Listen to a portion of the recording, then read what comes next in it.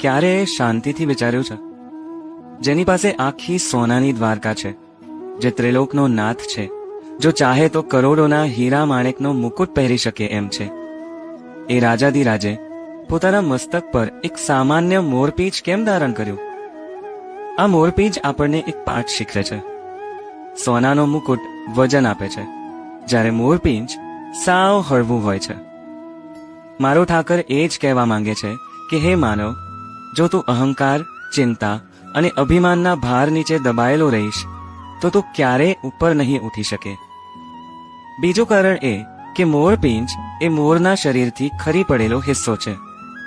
દુનિયાનો નિયમ છે કે જે વસ્તુ ખરી પડે, જે તૂટી જાય, જે નકામી થઈ જાય, એને લોકો પગ નીચે કચડી નાખે છે. પણ મારો વાલો અલગ છે. જે તૂટેલો છે, જે વિખરાયેલો છે, જેને દુનિયાએ ત્યજી દીધો છે, એને મારો નાથ પોતાના માથા પર સ્થાન આપે છે. જો તમને ક્યારેય એમ થાય કે હું તૂટી ગયો છું, હું એકલો પડી ગયો છું, તો યાદ રાખજો, તમે હવે મોરપીંછ બની ગયા છો. બસ શ્રદ્ધા રાખજો. હવે તમને કોઈ ઉચકે કે ન ઉચકે, મારો ઠાકર ઉચકીને તમને માથે બેસાડશે. બસ શરત એટલી કે મનથી હળવા રહેજો અને રંગોથી ભરેલા રહેજો. જય દ્વારકાધીશ.